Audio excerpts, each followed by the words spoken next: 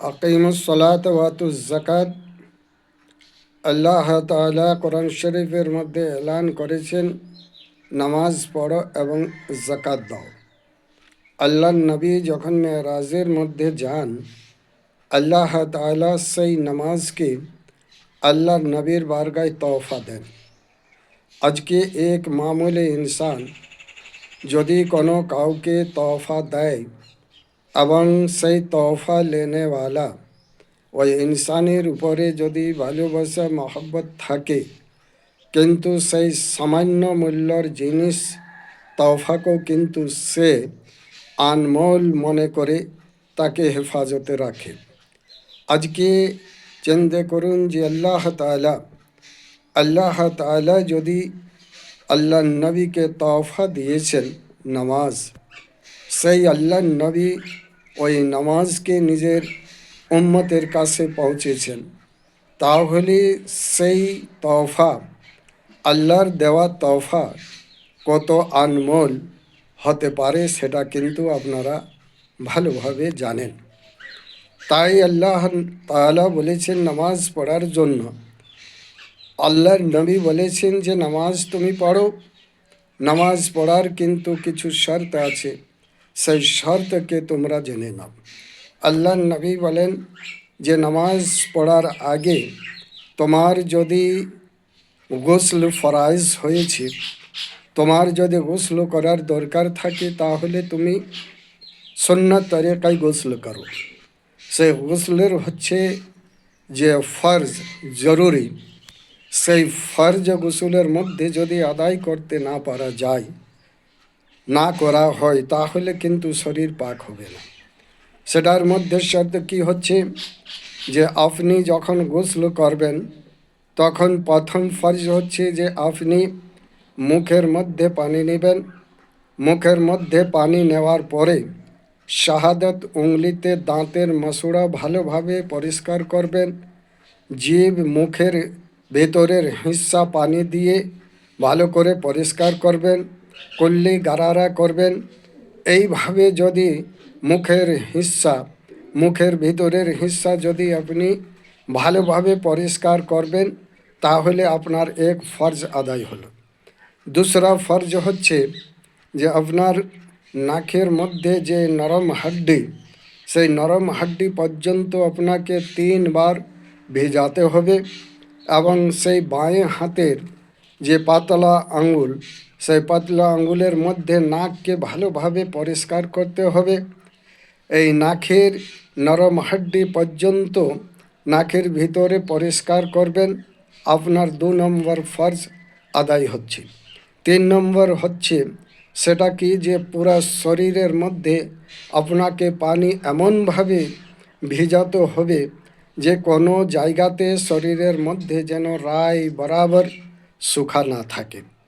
কারণ হচ্ছে রায় বরাবর শুখা না থাকার কারণ এটা কি হচ্ছে যে দেখবেন অনেক মানুষ কি করেন যে হাতের মধ্যে আঙ্গুঠি আছে, আঙ্গুলের মধ্যে আঙ্গুঠি আছে, কিন্তু আঙ্গুঠি এত টাইট যে তার ভেতরে আঙ্গুঠির ভিতরে পানি ঢোকে না। তার মানে হচ্ছে যে সেইখানে কিন্তু শুখা থেকে যাচ্ছে। তার জন্য আঙ্গুঠি যদি আছে, বারবার করে আঙ্গুঠিকে বাহার ভিতর করে হয়তো খুলে দেবেন এবং আঙ্গুঠির ভিতরে আপনাকে সেই আঙ্গুল যে লেগে থাকে সেই জায়গাতে ভালো করে ভিজাবেন।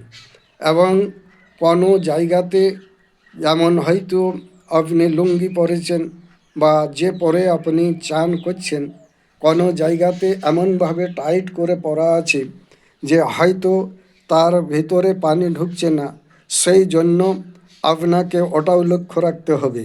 বলার মানে হচ্ছে যে শরীরের মধ্যে কোনো জায়গাতে যেন শুখা না থাকে। এটা হচ্ছে যে আপনার গোসলের ফরজ।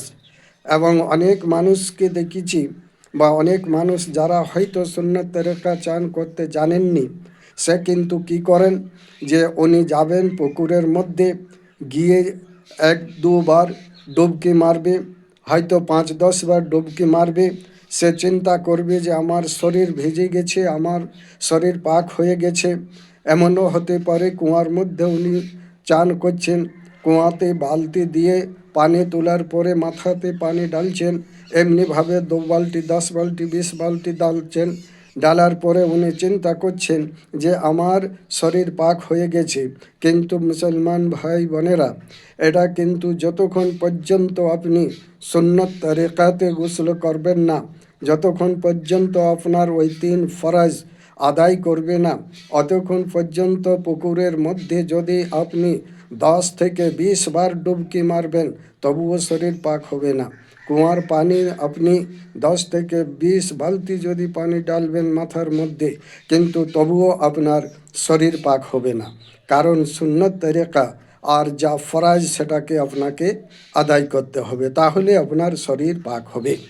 তেমনিভাবে আপনার কাপড় পাক হবার মানে হচ্ছে যে আপনি সাবান বা সরফ দিয়ে পরিষ্কার করে ধুয়ে দিলেন, মনে করলেন যে পরিষ্কার হয়ে গেল, পাক হয়ে গেল, কিন্তু তা নয়। কাপড় পাক করার সুন্নত তরিকা হচ্ছে যে আপনি সার্ফ বা সাবান দিয়ে ধুবেন, ধোবার পরে একবার পানিতে খাংলাবেন, তারপরে যতটা তাকত আপনি ওটাকে কাপড়কে নিচুড়বেন, তারপর পানি বদলে কুয়াতে যদি আপনি কাপড় ধুচ্ছেন তাহলে বালতির পানিকে আপনাকে বদলে আর একবার বালতিতে নতুন পানি দিয়ে আবার একবার ধুতে হবে। এমনিভাবে ধোয়ার পরে ফের আবার নিচড়বে, এমনিভাবে 3 বার বালতিতে পানি বদলিতে হবে এবং 3 বার ধুয়ে ভালোভাবে যখন আপনি নিচড়বেন আর শুকতে দেবেন তবেই পাক হবে।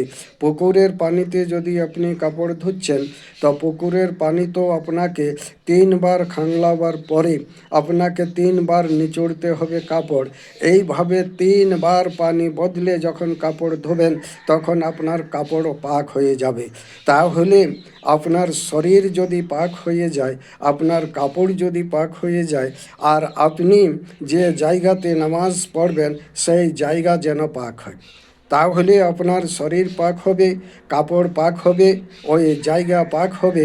আর ওই অবস্থাতে যখন আপনি পাক পরওয়ারদিগারের বারগাহতে যখন আপনি সেজদা করবেন, আল্লাহর নবী বলছেন যে যতক্ষণ পর্যন্ত আপনি নামাজ পড়বেন আল্লাহর মহব্বতের কানেকশন আপনার সঙ্গে জোড়া থাকবে। আর আল্লাহর মহব্বতের কানেকশন যখন জোড়া থাকবে তখন কিন্তু আপনি ওই হেফাজতের মধ্যে থাকবেন। তাই আল্লাহর নবী যেভাবে পাক হতে আপনাকে তরিকা বলেছেন সেইভাবে আমরাকে পাক হতে হবে।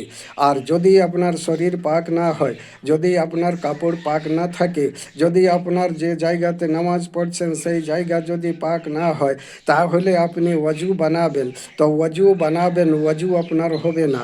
আপনি ওয়াজু যদি না হয় আপনার নামাজ হবে না। আর নামাজ যদি না হয় তাহলে কারণ একটাই হচ্ছে যে আপনার শরীর নাপাক থাকার ফলে আপনার যে আছে নামাজ আল্লাহর বারগাহে কবুল হচ্ছে না। তাই আপনাকে ওয়াজু বানাতে হবে। ওয়াজু বানাবার যে ফরজ হচ্ছে যে আপনার শরীর পাক হবার পরে যখন ওয়াজু বানাবেন, ওয়াজু বানাবার সময় আপনি পাকে ধোবেন, পা ধোবার পরে আপনি হাতকে ঘুটনো পর্যন্ত ধোবেন, হাতকে ধোবার পরে আপনি চেহারাকে ধোবেন, চেহারাকে ধোবার পরে আপনার মাথার সরের চৌথাই হিস্সা সর কা মাসা, যখন আপনি এই 4টা জিনিসকে ধোবেন, 4টা ফরজ হচ্ছে পা ধোয়া, হাত ধোয়া আর চেহারা ধোয়া আর চৌথাই হিস্সা মাথাকে মাসা করা। এই 4টি আপনার ফরজ হচ্ছে।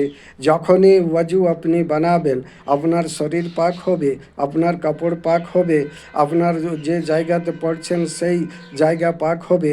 আপনি ওয়াজু বানাবেন আর ওয়াজু বানাবার পরে যখন আপনি নামাজ পড়বেন, আল্লাহর নবী বলছেন যে সব থেকে সামনে বান্দা সেই তখনই হয় যখন সে খোদার বারগায় মাথা ঝুঁকে সেজদার মধ্যে যায়, সেই সময় আল্লাহর সব থেকে সামনে সেই বান্দা হয়। তাই আপনাকে ওয়াজু বানাতে হবে। আপনাকে এক ওয়াজুর ফজিলত বলে দিই যে আপনি যদি সুন্নত তরিকাতে ওয়াজু বানাবেন, যদি ওয়াজুর ফরজ আদায় করবেন, তাহলে আপনার হাসরে কী হবে। আল্লাহর নবী বলেছেন যে আমি নিজের উম্মতকে একবার সওয়াল হয় সাহাবায়ে কেরাম বলেন, ইয়া রাসূলুল্লাহ সাল্লাল্লাহু তাআলা আলাইহি ওয়াসাল্লাম, আপনি মাহশরের ময়দানে হাসরের দিনে নিজের উম্মতকে আপনি কিভাবে চিনতে পারবেন? আল্লাহ নবী যেভাবে বললেন যে এত সুন্দর আসান, যে মাহশরের ময়দানে যতই ভিড় তাদাদ থাক না কেন, যেমন আমরা সাধারণ উদাহরণ দিই যে আসমানের মধ্যে দেখবেন 1000 ফুট উঁচু জায়গাতে এক চাঁদ আছে, 1000 ফুট উপরে দেখবেন হাজার হাজার ফুট উপরে নানা রকমের অনেক তারা আছে। তাহলে সেই অন্ধকার রাতের মধ্যে দেখবেন ওই আসমানের উপরে চাঁদ এবং তারা যখন আমরা দেখি, তখন কিন্তু আমরা বুঝতে পারি যে আসমানের উপরে চাঁদ আছে। কারণ চাঁদ আছে, তারা আছে, অন্ধকার হতে পারে, কিন্তু তারাকে দেখার পরে বুঝতে পারা যায়, কারণ জগমগ জগমগ রোশনি করে সেই দেখার পরে আসমানের দিকে তাকানি সব সময় আমরা বুঝতে পারি যে চাঁদ কোন জিনিস, কোনটা চাঁদ এবং কোনগুলো তারা আমরা সব ভালো পরিষ্কারভাবে বুঝতে পারি। তেমনিভাবে আল্লাহ নবী বলছেন, মহশরের ময়দানে যতই তাদাদ থাক, যতই লোকজন থাক, মহশরের ময়দানে যখন তোমরা উঠবে আর খোদার বরগাহতে নামাজ পড়ার সময় তুমি যখন ওযু বানাবে, তো ওযু বানাবার পানি পা যত দূর তোমার ধোয়া যাবে, ওযু বানাবার সময় যত দূর হাত ধোয়া যাবে, ওযু বানাবার সময় যতটা চেহারা ধোয়া যাবে, ওযু বানাবার সময় চৌথা হিস্সা মাথার মাসা যখন করবে, আল্লাহ নবী বলছেন যেমন আসমানের উপরে চাঁদ তারা অন্ধকার রাত্রের মধ্যে যখন তাকায় তখন পরিষ্কার দেখতে পাওয়া যায়, বুঝতে পারা যায় যে কোন চাঁদ আর কোনটা তারা। তেমনিভাবে আল্লাহ নবী বলেন, মাহশরের ময়দানে আমার উম্মতকে আমি আসানের মধ্যে চিনে নেব যে ওই নফসে নফসির আলমে সেই যারা নামাজ পড়ার জন্য ওযু বানিয়েছে সুন্নত তরিকায়, তাদের চেহারা যেমন পূর্ণিমার চাঁদের থেকে বেশি রোশনি হবে, তাদের চেহারার মধ্যে নূর ঝরবে, তখন আমি বুঝতে পারবো যে এটাই আমার উম্মত, এটাই আমার চাহনেওয়ালা। তাই আমি আল্লাহ নবী বলেন যে তাই আমি সুন্নত তরিকা বলে দিই।